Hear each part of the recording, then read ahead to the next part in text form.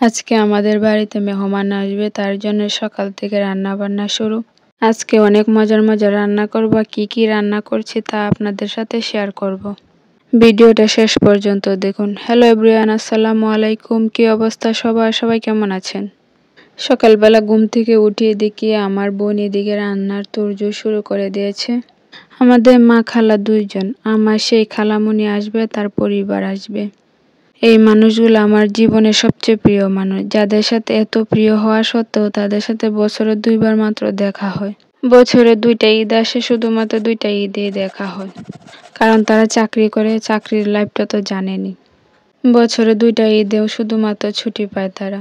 আমি তো গেছিলাম ঈদের পরের দিন বাবার বাড়িতে, আর তারা 2 দিন পরে আসছে। তার মধ্যে আমরা ঘোরাইতে গেছিলাম, তারপরে তারা আসবে ডেট দিয়েছিল।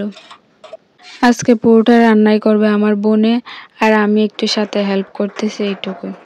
এইদিকে আমার বোন নাস্তার আইটেমটা তৈরি করতেছে আগে। এই যে কত সুন্দর করে নুডলস বানিয়ে নিয়েছে। নুডলসগুলো অনেক মজা হয়েছিল খেতে, আর তার রান্নাও এমনিতে অনেক মজা হয়।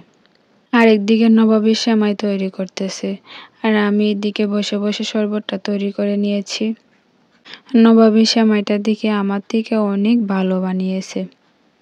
আর আমি অন্য পাশে বসে বসে সুন্দর করে লেবু কেটে নিয়ে শরবত তৈরি করতেছি, আর তার সাথে গল্প করতেছি। যে গরম পড়েছে, একটু ঠান্ডা ঠান্ডা শরবত খেলে অনেকটাই ভালো লাগবে। তার মধ্যে যদি হয় লেবুর শরবত, অনেকটা মজা হয়েছিল শরবতটা। কিন্তু অনেকগুলা কোল্ড ড্রিঙ্কস আনা হয়েছিল, কিন্তু লেবুর একটা হাতে বানানো পিওর শরবত না খেলে কি হয়।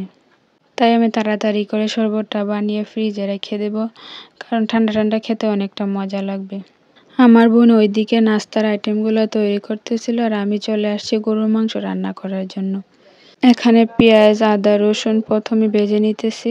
আমার বোন ওইদিকে নবাবী সেমাইটা তৈরি করতেছে। নবাবী সেমাইটা তৈরি করে ফ্রিজে রেখে দিলে অনেকটা মজা হয় খেতে।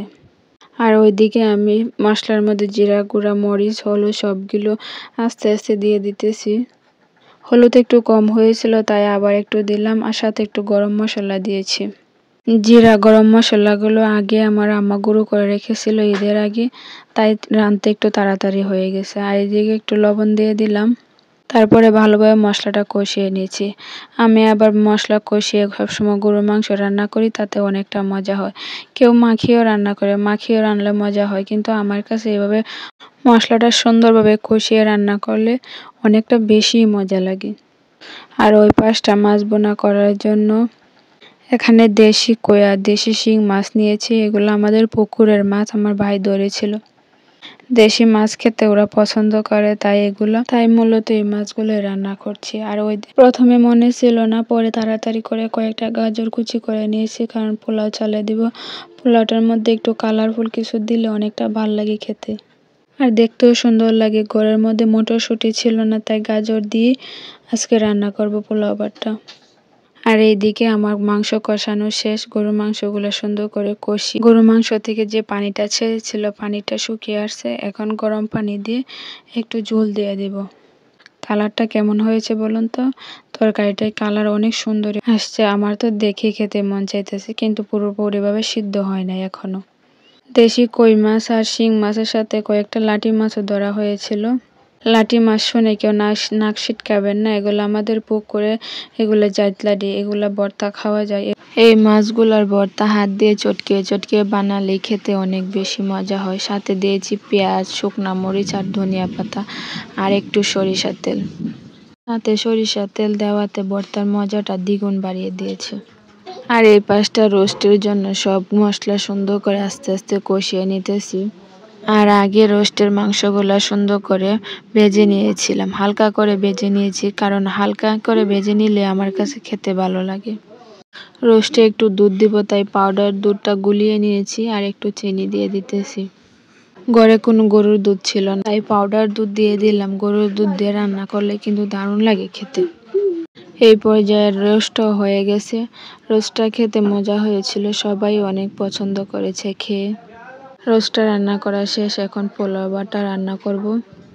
এখানটায় একটু পেঁয়াজ বেরেস্তা তুলে নিয়ে বাকিটা সুন্দর করে চালের সাথে নাড়িয়ে চাড়িয়ে রান্না করে নিচ্ছি। চালটা এভাবে তেলের সাথে সুন্দর করে ভেজে নিলে পোলাওটা অনেকটা ঝরঝরা হয়। এখন পরিমাণ মতো পানি দিয়ে দিলাম, পানি দিয়ে পুরোটা পেঁয়াজ বেরেস্তার সাথে মিশিয়ে নিচ্ছি। আর এই পর্যায়ে একটু গাজর কুচি দিয়ে দিলাম। আজকে মটরশুঁটি ছিল না, তাই মটরশুঁটি দিলাম না। কাঁচা মটরশুঁটি দিলে কিন্তু পোলাও বাটা আরো সুন্দর দেখতে লাগে। আর ওই পাশটা কয়েকটা পাপড়া পিঠা ভেজে নিতেছি। এই পিঠাগুলা ঈদের আগে আমার বোনে করেছিল রোজা রেখে রেখে। এই ফাফড়া মুচমুচে পিঠাগুলা খেয়ে সবাই অনেক মজা পেয়েছে। এই পর্যায়ে আমার পোলাও বাটা রান্না করা শেষ। পোলাওটা অনেক ঝরঝরা হয়েছিল, অনেক সুন্দর ঘ্রাণ বেরোচ্ছিল। পাপড়া পিঠাগুলা ভেজেছিলাম যে তেলে, এই তেলটা এখন দিয়ে দিতেছি পাতিলের মধ্যে। এই যে আমার পিঠাগুলা ভাজা শেষ। এখানে অনেকগুলা পিঠা রয়েছে, বিভিন্ন ডিজাইনের ফাফড়া রয়েছে এবং পিঠাগুলা অনেক মুচমুচে হয়েছিল। ওপরে চিনি বা গুড়ের শিরা দিয়ে খেতে আরো বেশি মজা লাগে।